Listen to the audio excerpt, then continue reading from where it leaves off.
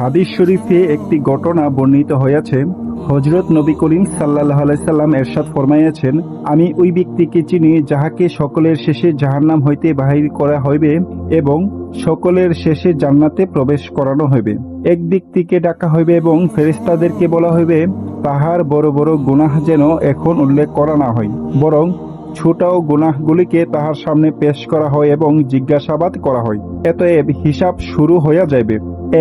একটি গুনাহ সময় উল্লেখ করিয়া তাহার সামনে পেশ করা হইবে, সে উপায় না দেখিয়া এইগুলো স্বীকার করিতে থাকিবে। এমন সময় আল্লাহর পক্ষ হইতে এরশাদ হইবে, তাহার প্রতিটি গুনাহের বদলে একটি নেকি দান করো। সুবহানাল্লাহ। তখন সে তাড়াতাড়ি বলিয়া উঠিবে, হায় আল্লাহ, এখনো অনেক গুনাহ বাকি রহিয়াছে, সেগুলি উল্লেখ করা হয় নাই। এই ঘটনা বর্ণনা করিতে যাইয়া হুজুর সাল্লাল্লাহু আলাইহি সাল্লাম হাসিয়া উঠিলেন। উক্ত ঘটনায় প্রথমত তাহাকে সর্বশেষে জাহান্নাম হইতে বাহির করা হইবে, ইহা কি সামান্য সাজা? দ্বিতীয় কথা হইল যে সে সৌভাগ্যবান ব্যক্তিকে যাহার গুনাহ নেকি দ্বারা বদলাইয়া দেওয়া হইবে, তাহা তো আমরা জানি না। কাজেই আল্লাহ পাকের দরবারে আশাবাদী হইয়া তাহার দয়া ও মেহেরবানি কামনা করাই হইবে গোলামের পরিচয়। আর এই ব্যাপারে নিশ্চিত হইয়া যাওয়া বড়ই স্পর্ধার ব্যাপার।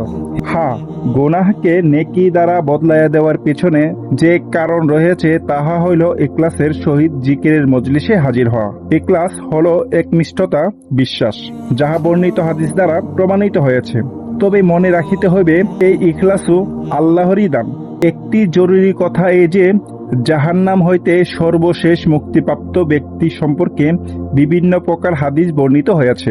একটি অপরটির বিপরীত মনে হইলেও আসলে কোনো অমিল নাই, কারণ একদল বাহির হইলেও প্রত্যেক ব্যক্তি সম্পর্কে সর্বশেষে বাহির হয়েছে বলা যাইবে, আর যে শেষে নিকটবর্তী তাহাকেও শেষ বলা যাইয়া থাকে। এমনিভাবে ইহার অর্থ বিশেষ বিশেষ দল যাহারা সর্বশেষে বাহির হইবে তাহাদের সর্বশেষ ব্যক্তিও হইতে পারে। এখানে বর্ণিত হাদিসে সবচেয়ে গুরুত্বপূর্ণ বিষয় হইল ইখলাস। আসলে আল্লাহ তাআলার কাছে ইখলাসেরই মূল্য। যে পরিমাণ ইখলাস হইবে আমলও সেই পরিমাণে মূল্যবান হইবে। সুফিয়ায়ে কেরামের মতে ইখলাসের হাকিকত হইল কথা ও কাজ একরকম হওয়া।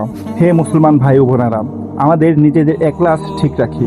আল্লাহ তাআলার হুকুম এবং রাসূলের তরিকার উপর যেন আমরা থাকতে পারি। আল্লাহ তাআলা সে তৌফিক আপনি আমাকে দান করুক। আমিন।